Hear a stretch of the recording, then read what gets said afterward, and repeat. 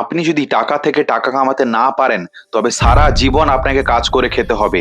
যারা ধনী তাদের হাতেও থাকে 24 ঘন্টা, আর আপনার হাতেও থাকে 24 ঘন্টা। কিন্তু পার্থক্য কোথায় জানেন? ওনারা টাকা থেকে টাকা কামায়, কিন্তু আপনি টাকা কামানোর জন্য আপনি প্রচুর পরিশ্রম করছেন সারা জীবন। যদি জীবনে সম্মানীয় স্থানে যেতে চান, তাহলে আপনাকে টাকা জমাতে হবে এবং জমানো টাকা থেকে টাকা ইনকাম করতে হবে। কিভাবে করবেন? আপনার মনে এখন কোশ্চেন আসছে। সবটাই বলবো আপনাকে। একটু সময় দিন।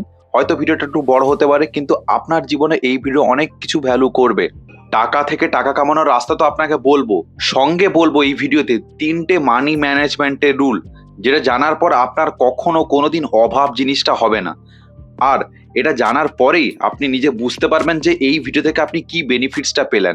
ভিডিওটাকে একদমই স্কিপ করবেন না, কারণ দেখুন বস, এটা আপনি ফাইন্যান্সিয়াল ফ্রি হওয়ার জন্য নলেজ নিতে এসছেন, কোনো মুভি টেলার নয় কিংবা মুভি নয় যে আপনি স্কিপ করে করে দেখবেন। একটু সময় দিন, আপনি অনেকটাই বেনিফিটস পাবেন এবং ভিডিওর এন্ডে এসে তখনই আপনি নিজেই সাবস্ক্রাইব করবেন চ্যানেলটিকে এবং লাইক করবেন। চলুন কথা না বাড়িয়ে তাহলে আপনাকে দেখাই প্রথম যেটা কাজগুলো। নমস্কার, আমি মিস্টার দাস। প্রথম যেটা আপনাকে বলবো, আপনি টাকা থেকে টাকা কামানো মানে কি বুঝছেন? রাতারাতি বড়লোক হওয়ার স্কিম দেব?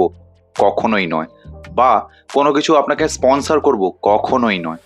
টাকা থেকে টাকা কামানোর রাস্তা হচ্ছে এই যে আপনার জমানো যেটুকু টাকা আছে ওইটুকু টাকা আপনি এমন একটি জায়গায় রাখবেন, ওখান থেকে অটোমেটিকলি হাই জেনারেট ভাবে টাকা বাড়তে থাকে।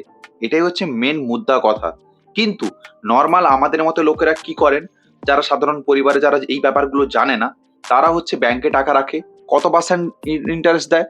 4 থেকে 5%। আর যদি ওই টাকা আপনি ফিক্সড ডিপোজিট করেন, ওটা কত পার্সেন্ট দেবে? খুব জোর হলে 7 থেকে 8% রিটার্ন পাবেন ফিক্সড ডিপোজিটে। কিন্তু একটা ফিক্সড ডিপোজিটে প্রবলেম আছে কি, আপনি কখনো টাকা তুলতে পারবেন না। ধরো আপনার কোনো প্রবলেম হয়ে গেছে, টাকা তুলতে পারবেন না। আর 7 থেকে 8% রিটার্ন দিচ্ছে, যে পরিমাণ আপনি রিটার্নটা পাচ্ছেন না, ওই পরিমাণ রিটার্ন যে ইনফ্লেশন চলছে, অর্থাৎ যেভাবে জিনিসের দ্রব্যমূল্য দাম বাড়ছে, সেইভাবে আপনার টাকা বাড়ছে না। তাহলে উপায়টা কি? উপায়টা হচ্ছে ইনভেস্টমেন্ট। এবারে আপনার মাথায় কোশ্চেন আসছে, ইনভেস্টমেন্ট মানে তো রিস্কি জিনিসটা হয়ে যাচ্ছে। কিন্তু নয়। শুনুন, ইনভেস্টমেন্ট 2 ধরনের হয়। আপনি যে ব্যাংক অ্যাকাউন্টে টাকা রাখেন, এই টাকাটাকেও আপনি একটা ভালোভাবে রিটার্ন জেনারেট করতে পারবেন। কিভাবে করতে পারবেন দেখুন, সেভিংস অ্যাকাউন্টে টাকা থাকবে, ফিক্সড ডিপোজিটও করবেন না, কিন্তু আপনি সবসময় তুলতেও পারবেন। কিন্তু রিটার্ন বেশি পাবেন কিভাবে? যদি আপনার ব্যাংক অ্যাকাউন্টে 20 থেকে 30 হাজার কিংবা 50 হাজার টাকা এমনি নর্মাল থাকে সেফটি হিসেবে, আপনি ওইটা ব্যাংক অ্যাকাউন্টে ম্যানেজারের সঙ্গে গিয়ে কথা বলবেন। বলবেন অটো সুইপ অপশনটা চালু করে দিতে আপনার ব্যাংক অ্যাকাউন্টে। কি বললাম? সঙ্গে গিয়ে কথা বলবেন অটো সুইপ অপশনটা চালু করার জন্য। দিলে আপনার যে সেভিংস অ্যাকাউন্টে যে রিটার্নটা পাচ্ছিলেন 4 থেকে 5%, ওইটা আপনি পাবেন মিনিমাম 6%। এটা আপনি একটা বেনিফিটস পেলেন। দ্বিতীয় যেটা রাস্তা হচ্ছে, যেটা আসল, যেটা আপনাকে বলছিলাম টাকা থেকে টাকা কামানোর, তা হলো ইনভেস্টমেন্ট। সেটা আপনি মিউচুয়াল ফান্ডে করতে পারেন কিংবা করতে পারেন স্টকে। আমি আপনাকে হাইলি রেকমেন্ড করব স্টকে ইনভেস্ট করার জন্য। হয়তো আপনার মনে হবে খুবই রিস্কি জিনিস, টাকা উড়ে যেতে পারে, টাকা লস হতে পারে, জুয়া। একদমই না। জিনিসটা বুঝুন, দিলে আপনি বুঝতে পারবেন যে জিনিসটা জুয়া নয়। স্টক মার্কেট কিংবা শেয়ার বাজার হচ্ছে এমন একটি জায়গা যেখানে সমস্ত ধরনের কোম্পানি থাকে। আপনি আপনার পছন্দ যে কোম্পানি, ওই কোম্পানিতে আপনি ইনভেস্টমেন্ট করবেন। তো ওটা করার জন্য সিম্পল কিছু প্রসেস আছে, যেমন আপনি ডিম্যাট অ্যাকাউন্ট ওপেন করে আপনি ওখানে কিনতে পারেন। এক্সাম্পল আপনাকে দেখাচ্ছি, বেনিফিটসটা কি দেখাচ্ছি। কারণ আপনার টাকা যেটা নর্মাল অ্যাকাউন্টে পড়ে থাকে, সেটা আপনি 100 গুণ অবধি রিটার্ন পেতে পারেন কিছু সময়ের মধ্যেই। এটা আপনাকে দেখতে হবে। এবারে কথা আসছে এই যে, এটা মেন কথা, যে আমি এত কিছু হেডেক নিতে চাই না। আপনি যদি হেডেক না নিতে চান বা কিছু করতে চান না, তাহলে আপনি আপনার যে টাকাটা আছে সেই টাকাটা নর্মাল ব্যাংক অ্যাকাউন্টে না রেখে আপনি এসআইপি করুন। এসআইপি বা মিউচুয়াল ফান্ড করলে আপনি 15% রিটার্ন জেনারেট করতে পারবেন। দিলেই আপনি হবেন ফাইন্যান্সিয়ালি ফ্রি, তাই না? এবারে আপনাকে ভাবতে হবে, বা আপনার মাথায় এখন যে কোশ্চেনটা বারবার ঘুরছে যে আমি তো ইনকামই কম করি, আমার তো ইনকাম একদমই নেই, তাহলে আমি এত কিছু করব কি করে? এই যে বললাম আপনাকে, আপনি ইনকাম 2014 সালেই করছিলেন যদি করতেন, বা এখন শুরু করেছেন রিসেন্টলি, বা যদি এখনো করছেন, আপনি যদি সময়কে কাজে না লাগান, তাহলে আপনি কখনো ফাইন্যান্সিয়ালি ফ্রি হতে পারবেন না। ভিডিওটার এন্ডে আপনাকে একটা দারুণ জিনিস বলবো, যেখানে আপনাকে একদম পরিশ্রম করতে হবে না। আপনার টাকা আপনি ওইখানে রাখবেন, সে 100 টাকা হতে পারে, 500 টাকা হতে পারে বা 1000 টাকা হতে পারে। আপনি বড় টাকা বানাতে পারবেন, বড় পয়সা বানাতে পারবেন, তা বলছি। কিন্তু আপনার মাথায় যে কোশ্চেন এখন বারবার ঘুরছে যে আমার কাছে ইনকাম নেই, আমি আমি তো কম ইনকাম করি, সেটা 6,000 হতে পারে, 9,000 হতে পারে বা 10,000 হতে পারে। দেখুন, আপনি ইনকাম করছেন কিন্তু জমাতে পারছেন না। যদিও জমাচ্ছেন তাও এলোমেলোভাবে জমাচ্ছেন। কিন্তু আপনি এইভাবে কোনোদিন ফাইন্যান্সিয়ালি ফ্রি হবেন না। ফাইন্যান্সিয়ালি ফ্রি হতে গেলে আপনাকে কিছু অভ্যাস ছাড়তে হবে। বাজে খরচ করা বন্ধ করতে হবে। ঠিক আছে? মাসে যত টাকা আপনি সেলারি পাচ্ছেন বা কাজ করছেন যেখান থেকেও, যেটা টাকাটা আপনার হাতে আসছে, ওই টাকার আপনাকে একটা রুলস বানাতে হবে যে ওই টাকা একটা রুলস এভাবে আমি খরচ করব। সেটা আজ থেকেই করুন বা এর পরের মাস থেকেই করুন। কিভাবে করবেন? আপনি যেখানে কাজ করছেন কিংবা ব্যবসা করছেন, যাই হোক, আপনি যেভাবে আপনার ইনকাম আসছে, ওই ইনকামটা আপনাকে একটা রুলসে খরচ করতে হবে। কিভাবে? মানি ম্যানেজমেন্টের ফার্স্ট রুল একদম নোট ডাউন করে রাখুন এবং মাথায় গেঁথে নিন এটা কিন্তু। আপনার ইনকামের 70% মানে 70% যাবে আপনার পরিবার কিংবা আপনার সারা মাসের যে খরচ হয় ওইটা। 20% যাবে হচ্ছে ইনভেস্টমেন্ট। কি বললাম? 20% করবেন আপনি, জমাবেন টাকাটা। কোথায় জমাবেন সেটা আপনাকে আমি প্রথমেই বলেছি। কিন্তু আবারও বলবো লাস্টে, 20% জমানো হবে। আর 10% বাকি থাকবে, সেটা হচ্ছে আমোদ প্রমোদের জন্য। দেখুন, আপনারা তো মানুষ, আমাদেরও কিছু শখ আহ্লাদ থাকে। 10% তা আপনি আমোদ প্রমোদের জন্য খরচ করবেন। এছাড়াও আপনাকে আমি একটা কথা বলবো, বাজে খরচ করা বন্ধ করুন। কারণ দেখুন, আপনি যদি আজকে বাজে খরচ করা না বন্ধ করেন, তাহলে জীবনে আপনি বড় হতে পারবেন না বা ফাইন্যান্সিয়ালি ফ্রি হতে পারবেন না। যদি আপনি প্রত্যেকদিন একটা 100 টাকাও জমাতে পারেন, মাসে কত টাকা হচ্ছে? 3,000 টাকা। বছরে কত টাকা হচ্ছে? 36,000 টাকা। যদি আপনি ইনভেস্টমেন্ট করেন, কোনো আপনি মিউচুয়াল ফান্ডে রাখেন বা কিংবা স্টকে রাখেন, ওটা আপনার হতে পারে 40,000 টাকা কিংবা 50,000 টাকা। বছরে একটা 50,000 টাকা পাওয়া, এটা অনেক কিন্তু বড় কথা। আপনার যখন বিপদ পড়ে তখন আর লোক আপনাকে 5,000 টাকা দিতেও 10 বার ভাবে। লোককে আপনাকে পায়ে তেল মারতে হয় যে টাকা দেওয়ার করার জন্য। কিন্তু যদি আপনি একটু জমাতে পারেন না, তাহলে আপনাকে ভাবতে হবে না ঘুরে। আপনার টাকা আপনারই থাকবে। দেখুন, আমাদের হাতে টাকা আসার সঙ্গে সঙ্গে আমরা কি করি? ওটা খরচ করে ফেলি। এটা করা যাবে না। প্রথম আমাদের টাকাটা জমাতে হবে, তারপরে খরচ করতে হবে। আর বাজে খরচ করা একদম বন্ধ করতে হবে। বাজে খরচে যদি আপনাকে একটা এক্সাম্পল দিই, লাস্ট ৩ মাসে আপনার ইউজ হয়নি এমন একটা জিনিস যেটা বাড়িতে আছে, ঠিক আছে? যেটা মনে হয়েছে কিনে ফেলেছেন কিন্তু ইউজ করেননি, তাই হচ্ছে বাজে খরচ। ঠিক আছে?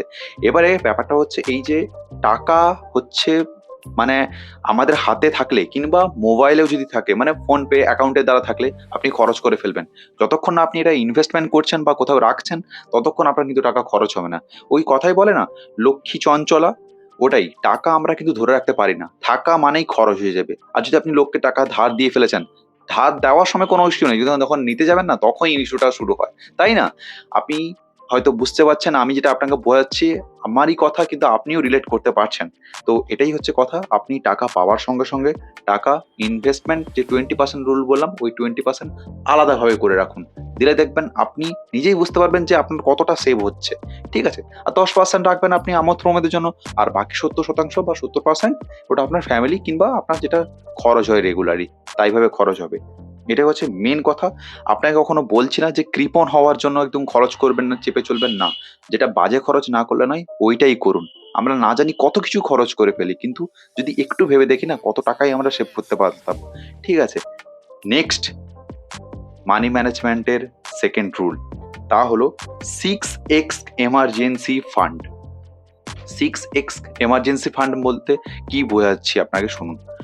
আপনার মাসিক যা খরচ হয় তার 6 গুণ টাকা, কি বললাম? আপনার মাসিক যা খরচ হয় সেই যে অ্যামাউন্টটা, তার 6 গুণ টাকা আপনার সেভিংস অ্যাকাউন্টে রাখতে হবে। মানে যেখানে থেকে আপনি সবসময় তুলে নিতে পারবেন। কারণ আপনার যদি কাজ না থাকে, আপনার যদি কোনো গুরুত্বপূর্ণ একটা অসুস্থ মানে গুরুতর অসুস্থ হয়ে পড়েন, কিংবা আপনি যদি একটা অ্যাক্সিডেন্টালি করেন, এটা ভগবান না করুক কিংবা খোদা না করুক, আপনার কিছু হোক, আমি আপনাকে বাস্তবটাই বলছি, এটা তো হতেও পারে না এখন যেভাবে চলছে।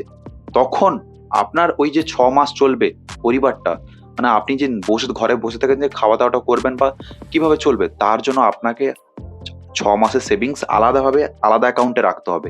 এটা আপনি যে কোনো ইনভেস্টমেন্টকেও করে রাখতে পারেন, কারণ ওই টাকা থেকে টাকা বাড়বে আপনার। প্রথমেই আপনার যেটা বলেছি, টাকা থেকে টাকা কামাতে হবে, সবসময় মাথায় এটা রাখতে হবে।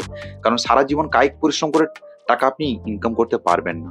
তাই জন্য আপনার যেটা মাসের একটা যেটা খরচ হয়, প্রতি মাসে যেটা খরচ হয় সেই অ্যামাউন্ট ইনটু 6 মাস করবেন, সেই অ্যামাউন্টের টাকাটা আপনাকে একটা রাখতে হবে কোথাও আলাদাভাবে। এটা কিন্তু সম্পূর্ণ, কারণ আপনাকে তখন ওটাই এই টাকাটা ব্যাকআপ দেবে ওই সময়টা।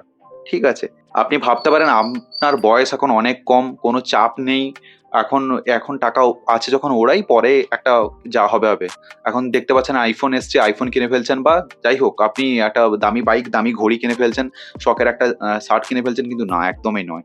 আপনাকে টাকা গোছাতে হবে। আপনার যেমন আপনার চিন্তা করা দরকার, আপনার পরিবারটাও আপনার উপর তাকিয়ে বসে থাকে। আপনি যদি ইনকাম না করতে পারেন তাহলে আপনার চলবেইটা কি করে? তাই জন্য আপনাকে এই যে 6x এমার্জেন্সি ফান্ড আলাদাভাবে রাখতে হবে। বিপদ কখনো বলে আসে না, এটা আপনাকে আমি বারবার বলছি। আপনার হাতে টাকা না থাকতে পারে, আপনার হাতে এখন সময় আছে। আর যেটুকু অল্প টাকা আছে ওইটাই জমিয়ে রাখুন। পরবর্তীকালে ওইটা বাড়বে। বলে না এই যে বিন্দু থেকে সিন্ধু কথাটা, ওটাই। আপনি ছোট, ছোট করে জমান, দেখবেন একদিন বড় টাকা অ্যামাউন্ট হয়ে গেছে। মানি ম্যানেজমেন্টের 3rd রুল, তা হলো 20% টার্ম ইন্স্যুরেন্স করতে হবে আপনাকে। এবারে আপনার মনে কোশ্চেন আসবে যে আপনি তো বলেছিলেন টাকা থেকে টাকা কামানোর, কিন্তু এখানে তো আপনি টার্ম ইন্স্যুরেন্সের কথা আপনাকে বলছি। শুনুন, ভালো করে শুনুন। এখান থেকেও টাকা থেকে টাকা কামাতে পারবেন। কি করে?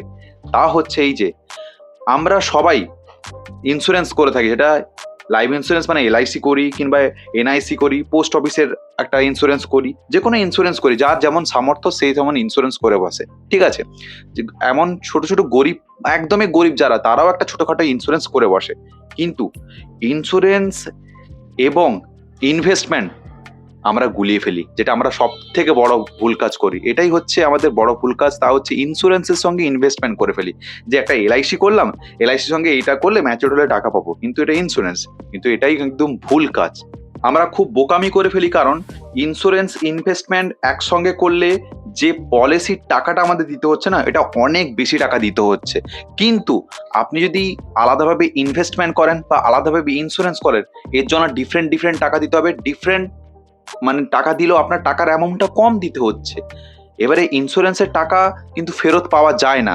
কিন্তু আপনি একটু ক্যালকুলেট করে দেখবেন তো, ইন্স্যুরেন্সের টাকা যে আপনাকে ফেরত দিচ্ছে সেটা কতটুকু দিচ্ছে, আর ওটা আপনি ভ্যালু পাবেন সেইরকম ভাবে রিটার্ন। যেটা ইন্স্যুরেন্স, যদি আপনার যদি কিছু হয়ে যায়, অ্যাক্সিডেন্টালি কোনো ডেথ হয়ে যায়, কিংবা আপনার কোনো বড়সড় দুর্ঘটনা ঘটে গেল, ভগবান বা খোদা না করুক আপনার কোনো কিছু হোক, কিন্তু আমি বাস্তবটাই বলছি, কারণ আমাদের হাতে কিছু থাকে না। কখন কার সঙ্গে কি হবে সে একমাত্র ওপরওয়ালাই জানে।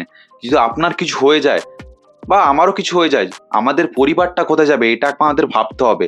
তাই এমন একটা জায়গায় ইন্স্যুরেন্স করতে হবে যেখান থেকে আপনি একটা বড়সড় ক্যাপিটাল পেতে পারেন। এটাই হচ্ছে মেন কথা। আমরা LIC করে ফেলি এজেন্টের প্রলোভনে, লোভ দেখিয়ে 500 টাকা বছরে দেবে, মাসে দেবে, বা বছরে একটা এই টাকাটা দেবে, আপনি এই টাকার সঙ্গে একটা বড় অ্যামাউন্ট পেয়ে যাবেন, সঙ্গে আপনার লাইফ ইন্স্যুরেন্স কভারেজ থাকবে, হেন তেন অনেক কিছু বুঝিয়ে বাজিয়ে আমাদের LIC করিয়ে ফেলে। কিন্তু দেখুন, আমি কারোর মানে বিপক্ষে হয়ে কথা বলছি না, যে যেটা ভালো মনে করেন ওটা করেন, কিন্তু ওখান থেকে যে রিটার্নটা পাবেন না, আপনি বড় অ্যামাউন্ট পাবেন না। কিন্তু টার্ম ইন্স্যুরেন্স করলে আপনি কি পাবেন? এখানে কোনো রেকমেন্ডেশন নয়, আমি আমার ব্যক্তিগত মতামত আপনাকে দিচ্ছি। টার্ম ইন্স্যুরেন্স করলে কি পাবেন? তা হচ্ছে আপনি আপনার বছরে যে অ্যামাউন্টটা খরচ হয় আপনার পরিবারের পিছনে বা আপনার ঘরের পিছনে, ঠিক আছে, বছরে যে অ্যামাউন্টটা খরচ করেন তার 20x আপনি টাকা পাবেন টার্ম ইন্স্যুরেন্সে। যদি আপনার কিছু হয়ে যায়, আপনি মান্থলি একটা টাকা দিতে পারেন। আপনি গুগল করবেন বা আপনি ইউটিউবে দেখতে পারেন, বা যারা একটু বিজ্ঞ, যারা ভালো বোঝে ব্যাপারটা, আপনি ব্যাংকে গিয়ে কথা বলতে পারেন টার্ম ইন্স্যুরেন্সের ব্যাপারে। ওনারা আপনাকে অনেক ডিটেলে জিনিসটা বুঝিয়ে দেবে। SBI আছে, ICICI আছে, ঠিক আছে, বা যারা ভালো এজেন্ট তারা জিনিসটাকে ডিটেলে কাগজপত্র দেখে করবেন যে 20x টাকা পাবে নাকি সামথিং। আমি আপনাকে বলতে পারি এক্সাম্পল, আপনি যদি মান্থলি 700 টাকা করে দেন না, 700 টাকা করে আপনি একদিন কাজ করতে যাবেন, যেটা ইনকামটা হয় সেটা এক মাসের টাকা আপনি ভাবেন হারিয়ে গেছে, 700 টাকা করে দেবেন মান্থলি। আপনার যদি আনফর্চুনেটলি কিছু হয়ে যায়, আপনি 1 কোটি 1.5 কোটি টাকাও পেতে পারেন। এটা হচ্ছে ব্যাপার। এটা আমাদের করে রাখা উচিত, কারণ আমাদের উপর তাকিয়ে থাকে আমাদের পরিবার। ওই জন্য প্লিজ আপনাকে আমি রিকোয়েস্ট করবো, টার্ম ইন্স্যুরেন্সটা করে রাখুন। ছোট্ট একটা অ্যামাউন্ট দেবেন, কিন্তু আপনি একটা বড় প্রফিট পাবেন। ঠিক ঠিক আছে? আপনাকে এই ভিডিওতে ৩ টে রুলস এর কথা বললাম মানি ম্যানেজমেন্টের। প্রথম রুলস হচ্ছে আপনার ক্যাপিটাল, যেটা আপনার স্যালারি আসছে, ওই স্যালারিটা আপনাকে ম্যানেজ করতে হবে 70-20-10 রুলস। এবং সেকেন্ড যে রুলটা ছিল, আপনি প্রতি মাসে যা ইনকাম করেন সেই অ্যামাউন্টটা ৬ মাসের টাকা আপনাকে জমিয়ে রাখতে হবে এমার্জেন্সি ফান্ড হিসেবে। একটু কষ্ট হবে কিন্তু আপনি পারবেন, ঠিক আছে? থার্ড যে রুলটা বললাম সেটা হচ্ছে টার্ম ইন্স্যুরেন্স। এই ৩ টে হচ্ছে টাকা থেকে আপনি কিন্তু টাকাই কামাচ্ছেন। ভেবে দেখুন, আপনি বলেছিলেন ইনকাম নেই, তাই জন্য আপনাকে ফার্স্ট রুলটা বললাম। সেকেন্ড যে রুলটা হচ্ছে আপনার কাছে যদি টাকা না থাকে, টাকা আপনাকে ব্যাকআপ দেবে। থার্ড যে রুলটা হচ্ছে আপনার যদি অ্যাক্সিডেন্টালি কিছু হয়ে যায় তখন আপনি টাকা থেকে টাকা পাবেন। খারাপ কিছু না হোক, ভগবান বকুত আপনার না করুক এই জিনিসটা, আপনার পরিবারটা আপনার সেফ থাকবে। এবারে প্রথম যেটা বলেছিলাম টাকা থেকে টাকা কামানোর রাস্তা, যে থাম্বনেলটা দেখে আপনি ভিডিওতে ক্লিক করেছেন, তা হলো আপনার যে ছোট অ্যামাউন্টটা আছে ওই অ্যামাউন্টটা আপনি ইনভেস্টমেন্ট করুন, সেটা স্টক মার্কেটেই করুন। কারণ স্টক মার্কেট এমন একটা জায়গা, সমুদ্র, যেখান থেকে আপনি বালতিতে জল তুললেও শেষ হবে না। কিন্তু হ্যাঁ, আপনাকে একটু নলেজ নিয়ে এগোতে হবে। ভুলভাল পেনি স্টক, ছোট দামের স্টক কিনলে কখনো হবে না। কারো রেকমেন্ডেশনেও স্টক কিনলে আপনি কখনো বড় পয়সা বানাতে পারবেন না। তার জন্য আপনাকে একটুখানি স্টাডি করতে হবে। আর স্টাডি কম করার জন্য আমি এই চ্যানেলে দুটো ভিডিও দিয়েছি, আপনি দেখুন, আপনার সামনে আছে। দেখুন, শিখুন, তারপরে ইনভেস্টমেন্ট করুন। কোনো অসুবিধা হলে আমাকে বলুন। আর চ্যানেলটা নতুন, আমি চেষ্টা করছি আপনাকে বোঝানোর জন্য। প্লিজ সাবস্ক্রাইব করুন এবং লাইক করুন। সামনের দিকে এই চ্যানেলে ইনভেস্টমেন্ট রিলেটেড এবং মানি ম্যানেজমেন্ট রিলেটেড অনেক ভিডিওস আসবে। আপনার যদি ছোট টাকা থাকে তা বড় বানানোর দায়িত্ব আমার। আপনি আমার কথাগুলো ফলো করে চলুন, নিশ্চয়ই বড় টাকা আপনি বানাতে পারবেন। তাই জন্য চ্যানেলটিকে এক্ষুনি সাবস্ক্রাইব করুন। আশা করি এই ভিডিওর দ্বারা আপনাকে অনেক ভ্যালু প্রোভাইড করতে পেরেছি। দেখা হচ্ছে নেক্সট ভিডিওতে।